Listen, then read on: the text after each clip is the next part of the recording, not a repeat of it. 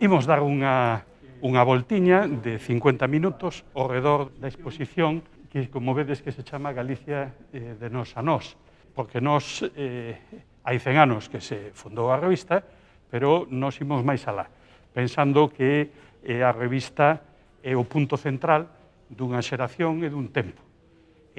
Sabemos que hai o álbum Nós, sabemos que hai a editorial Nós, sabemos que hai a imprenta Nós, e entón un pouco o centro de todo eso sería a revista, e entón empezamos con esta idea de fiar o pasado co presente, non?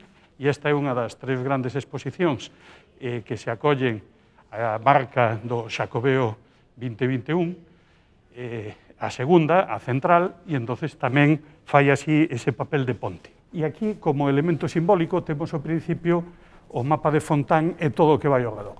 O mapa de Fontán é un símbolo, como todos sabemos, e aquí está o señor Fontán, propiamente, nun cuadro que ten a Facultade de Xeografía e Historia hoxe, por doazón da familia, de Antonio María de Esquivel, un pintor magnífico desa época, o teodolito co que percorreu Galicia. Este é o que veu de Francia e que veu Galicia, e isto é o sextante co que el puxo a Galicia no mapa. Otero tenlle unha devoción enorme a este mapa, igual que todos os homes da súa xeración. Si coñecedes arredor de sí, hai un momento central no que está morrendo un tío avó do protagonista que participara na revolución do ano 1843 do provincialismo, e cando está morrendo pídelle ao sobrinho que lle traiga o mapa e que lle poña en frente da cama. E entón colócanllo, e ele empeza a decir ao sobrinho: Laxe, Niñóns, Muxía, e o rapaz ás veces non sabe onde están. E ese momento iniciático onde el descubre esa identidade que está por detrás del, pero que non a coñece ben, pois é unha metáfora do descubrimento de Galicia e como se produce.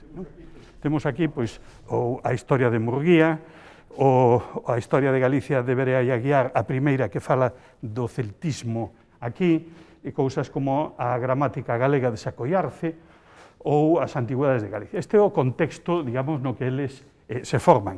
E aquí, nese contexto, temos a maleta de Pondal, a maleta dos Eoas, onde ao longo de toda a súa vida Pondal foi atando eses versos, esas estrofas, para despois montar ese gran poema que nunca chegou a montar porque non deu. E aquí un pouco un repaso desa prensa na que tivo un papel fundamental, porque esta chegada da radio e da televisión era a única forma de comunicar.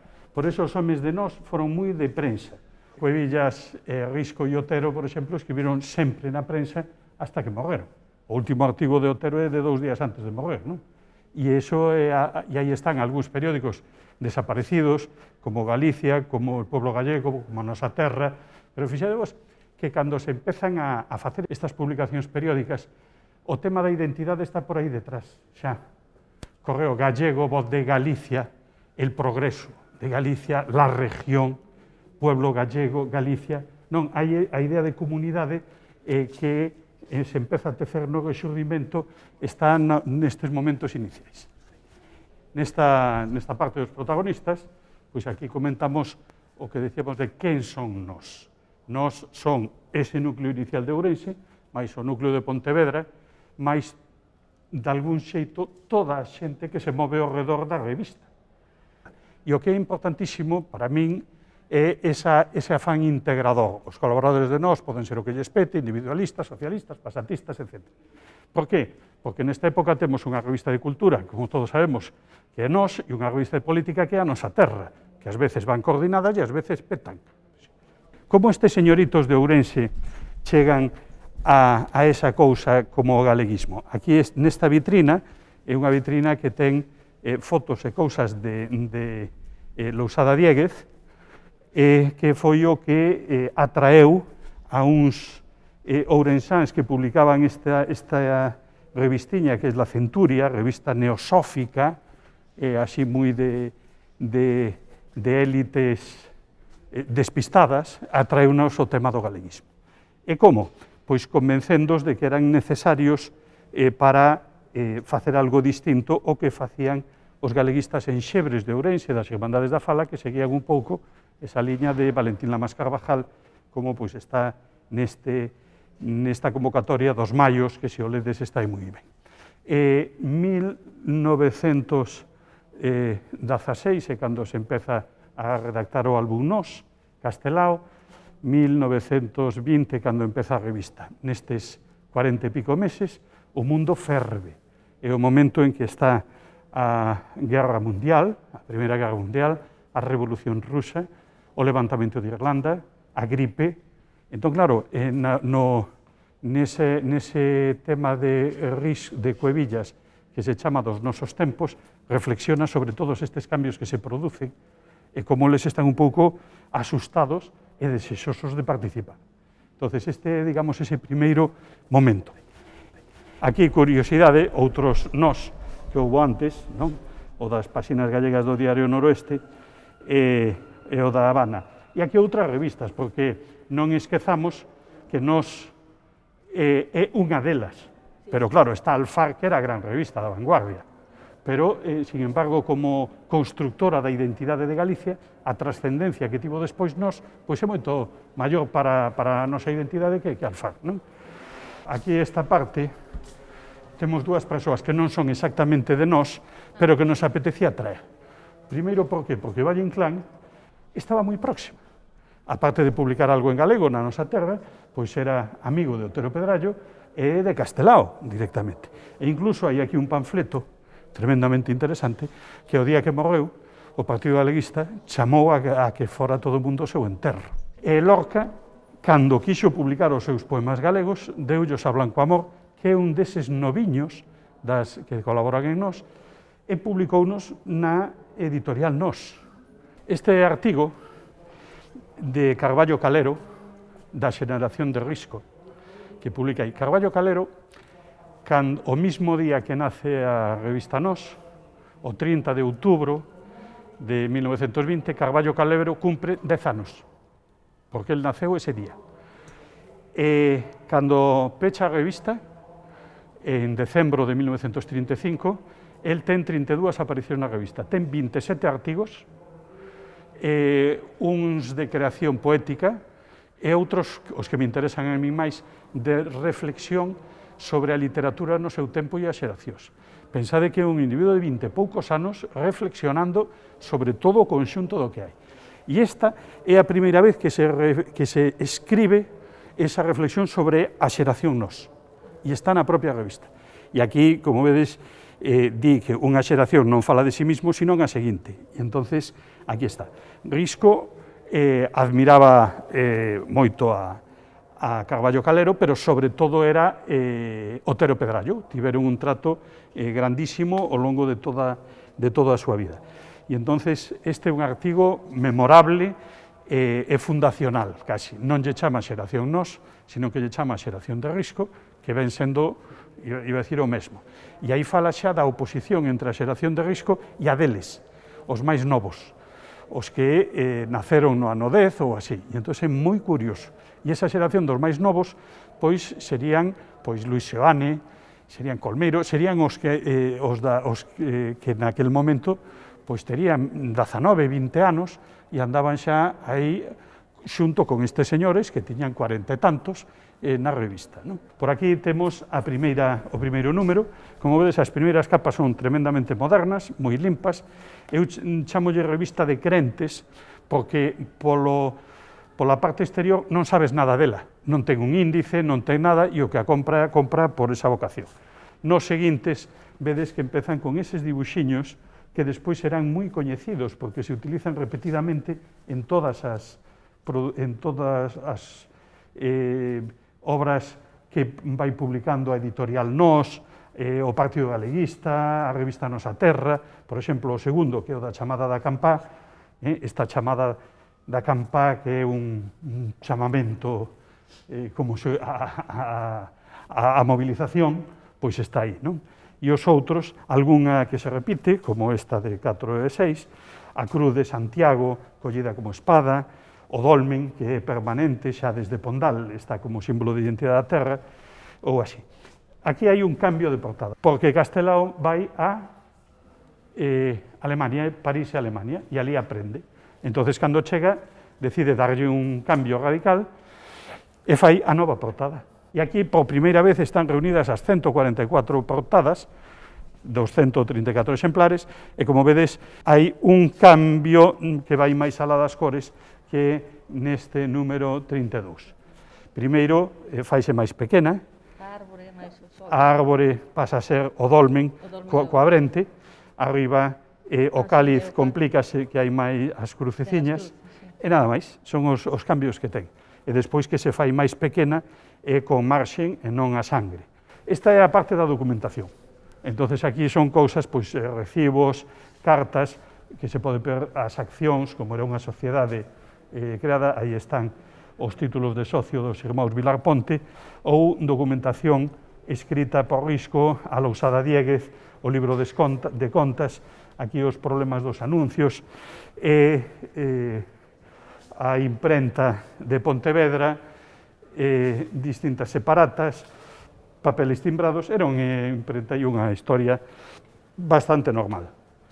E aquí temos un tema da parte gráfica, non? Na parte gráfica, o coñecido diseño de Castelao, que é unha revista moi conservadora, non é unha revista de vanguardia, desde o número 10, que colle esta capa, hasta o final ten sempre a mesma. Pasan máis de 10 anos. As cenefas que se utilizan, as iniciais, os cabezallos e todo isto serán os mesmos en toda a revista, menos nos últimos finais que hai achegas xa de persoas máis novas que estaban máis próximas a Ánxel Casa. E aquí, pois, eu sempre aproveito aquí para decir o tema das letras. Hai culturas que teñen letras. Os vascos teñen un tipo de letra vasca, os irlandeses teñen un tipo de letra irlandés, os franceses non. Os alemáns, sí, os daneses non, os italianos non, e os galegos temos un tipo de letra gracias a este aggiornamento que fixo Castelao sobre as do pórtico da gloria desa inscripción. Non é a única fonte, xa había antes de Castelao que non fixera, na revista Galicia Diplomática aparecen xa a finales do século XIX, esa vontade de recuperar, pero el foi o que sistematizou. Entón, hai un diseño que empeza sendo moi simple nos primeiros e que se vai complicando, ao final é moi empastado. Non este misterio do punto, porque lle puño o punto noso, que na primeira e na segunda despois desaparece, cousas ben que non sabemos. Este é o último exemplar da revista do ano 1935, que é un exemplar do que só é un número do que só coñecemos 2 exemplares. Un que estaba na biblioteca de Ben Chosei e este que está na biblioteca de Xosé Lois Carrión en Ourense. Entón, é un número que non se chegou a distribuir. E iso que é do ano 35. Estaría sin distribuir desde o 35 a xullo do 36. Resulta extraño. Imprimiríase no 36 con data do 35. Non o temos nada claro. Pero o que sabemos é que, por sorte, se salvou e está tanto aí como nos facsímiles. Esta é outra das pezas, digamos, fundamentais da exposición. Este, se o vedes aquí tamén, das viaxes que fixo Castelao por Europa, que fixo 2, unha a Bretaña e outra a Francia e a tal, en Bretaña quedou alucinado con este Santiago. Encontrarse ali un Santiago co chapeu de Santiago, coas cunchas e con todo isto, e ver que era un santo popular e rememorando esas peregrinacións medievais, pois ele escribiu 2 ou 3 artigos en Nós sobre o asunto. E entón pareceunos que era moi boa cousa poder traer esta peza, que ademais é unha peza impresionante aquí, e que fose xunto co tema das viaxes dos contidos, porque esta é a parte dos contidos. Como vemos, ao principio eran os protagonistas, a historia da revista, e aquí entramos nos contidos. A parte arqueolóxica que temos aquí é un tema de realidade aumentada, e entonces vedes aí a Cuisco e Kernis, que é un dos lugares arqueolóxicos traballados por eles, en base a ese fragmento de escultura, pois hai esa reproducción do campamento que é un tema interesante. Aquí cousas, son pezas arqueolóxicas, a maioría, das que están aquí expostas que aparecen na revista publicadas. E era, porque senón facer unha cousa solo de papeles é pouco atractivo, non? E aquí hai un libro que é moi significativo, que é o famoso Ulises, de Joyce, do que hai unha traducción parcial dun capítulo de Otero Pedrallo na revista. Iso é en agosto do 26. No mes de marzo do 26, Vicente Risco escribe e fai un artigo sobre a nova literatura irlandesa na que lle dedica 2 páxinas a Joyce. Eu estou convencido que isto foi un encargo que lle fixo Risco a Otero Pedrallo. Traduce eso. Otero Pedrallo non leu o libro, polo menos non o leu inteiro, porque está intonsa a mitade. A mitade está sin abrir. Entonces, a relación de Otero Pedrallo co inglés tampouco a teño moi clara para que dese traducido isto. Pero tiña amigos, e seguro que lle botou unha mau Primitivo Rodríguez Sanjurjo, que era profesor de castelán en Estados Unidos, e co que ten unha relación intensísima, epistolar, pero na que non aparece nada disto. Nesta parte, que entramos aquí, é a parte de etnografía e historia da arte. Entonces, por que trouxemos aquí esta adorna? Porque hai aquí unha historia da adorna preciosa. No ano 1933, Xoaquín Lorenzo Fernández presenta ao Seminario de Estudios Galegos un borrador, é dicir, como hai que facer un traballo sobre o mundo do mar. E entonces presenta 155 preguntas ordenadas. 155. O primeiro, como se chama cada parte, que cousas hai asociadas, como se reparte o traballo, quen leva o beneficio, que refrás hai sobre o tema, hai algunha oración, hai tal, entón son 155 cuestións. E para ver como a efectividade deso, eso presenta no ano 33, no Brau do 33 vai a Porto do Son, Xoaquín Lourenzo Fernández, discípulo predilecto de Risco e de Cuevillas nestes temas, e fai este artigo sobre as dornas con estes dibuixos e que está aquí. E iso lévanos a unha historia moi simpática, que é esta. Xoaquín Lourenzo, iso presenta no 33, e como no 34 non daba saído, e a primeira mitade, o primeiro trimestre do 34, Xoaquín Lourenzo está en Zaragoza, que foi ali a rematar a carreira co irmão. Desde Zaragoza escribe a Risco. E dice, como non dá saído eso?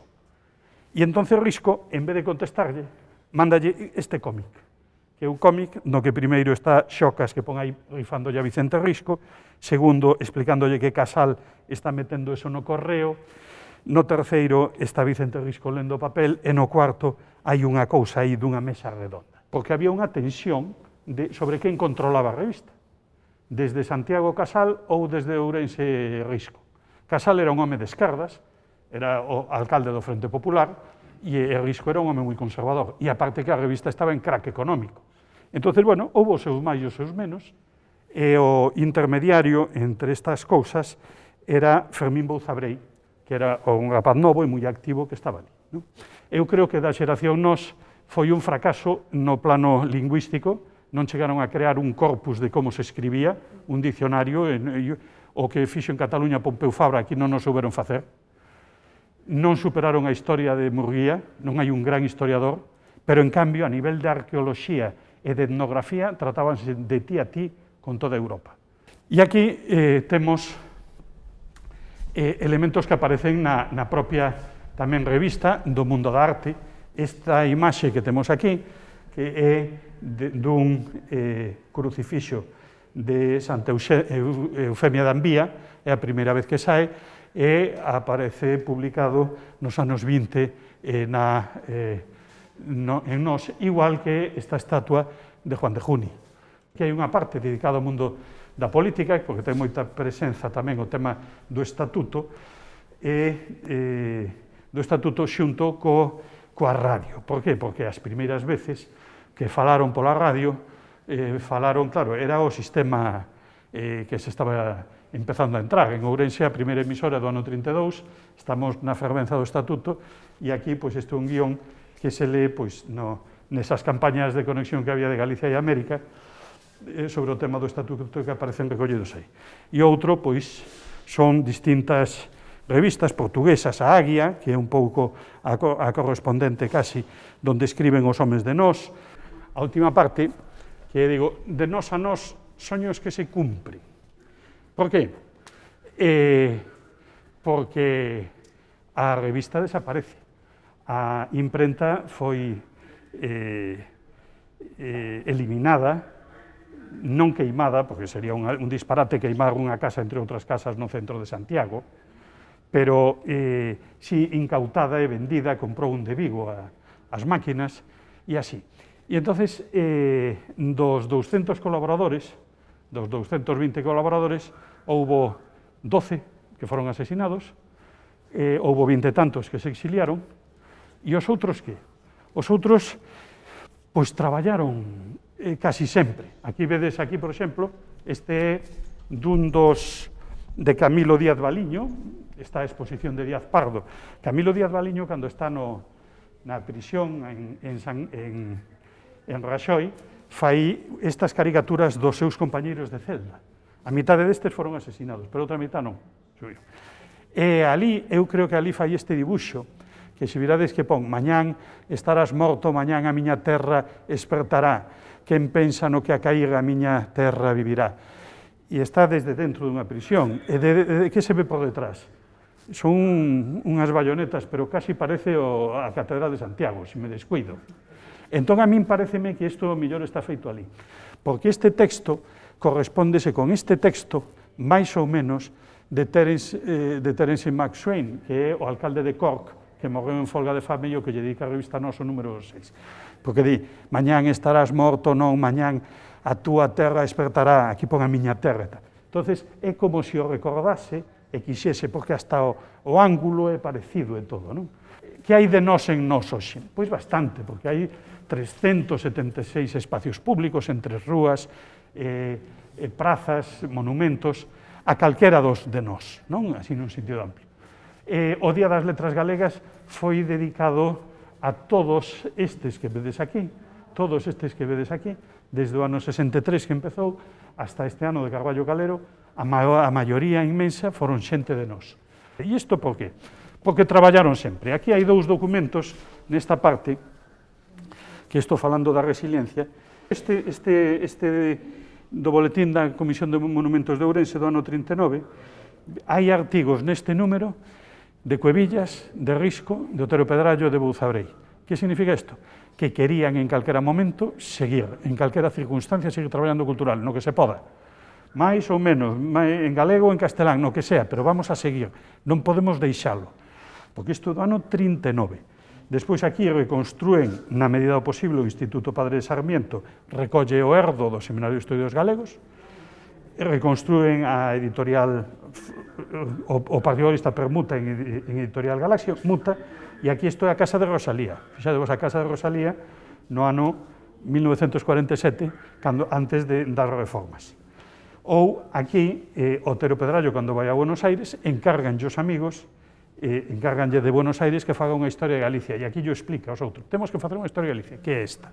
Aquí, como elementos simbólicos máis chamativos, a famosa bandeira do Consello de Galicia, que é a bandeira que cubriu o Cadalito de Castelao, que lle regalaron no ano 46, cando vai para lá, e que aí está o texto que figura na revista Nosa Terra como a bandeira principal, non? Unha bandeira con vocación non de partido, sino con unha bandeira que quere ser unha bandeira institucional de Galicia, co escudo do cáliz, coas 7 cruces, coa coroa da legalidade republicana que eles mantiñan nese momento e así.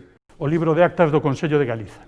O Consello de Galicia tivo dúas fases, unha de 1945 a 1949, hasta a morte de Castelao, que, sabedes que o Consello de Galicia é un organismo que eu sempre o califico como o fracaso máis exitoso da historia do galeguismo. Por qué? Porque trata de reunir a todos os diputados que estaban no exilio. Cando foron as eleccións do 36, en Galicia había 44 diputados. Golpistas eran 10, entón había 34 que estaban entre o modo e exiliados sobre todo. E que apoyaran o Consello de Galicia foron 3. pero, sin embargo, colleu esa zona de ser como unha especie de goberno no exilio, que nunca foi, nin nada polo estilo. Pero entre as sociedades galegas, como estaba Castelao, que era unha persona moi coñecida, pois sí que foi asumido e querido. E no ano 61, que é o que corresponde a estas actas, reconstrúese despois de 10 anos parado, e aquí xa non están os diputados, sino que están galeguistas, amigos e tal. E cando vai a Buenos Aires, por exemplo, Méndez Ferrín, fala con eles e contalle, fai unha análise da situación de Galicia que está aquí alucinante, ou cando vai Alonso Montero tamén no ano 69 tamén o conta e aí isto. E este, que está aquí metido neste recuncho, é unha historia tamén moi curiosa de resiliencia. A emisora BBC de Londres, entre o ano 1947 e 1956, tivo emisións en galego. Tivo emisións en galego que levaban persoas todas que tiñan que ver con nós, os homes máis noviños. En Ourense era Leuter Gómez Salgado, que era unha dos xerentes da revista ao principio, en Vigo era Paco del Riego, que conseguía os orixinais, e despois todos os de nós que estaban por aí dispersos colaboraban.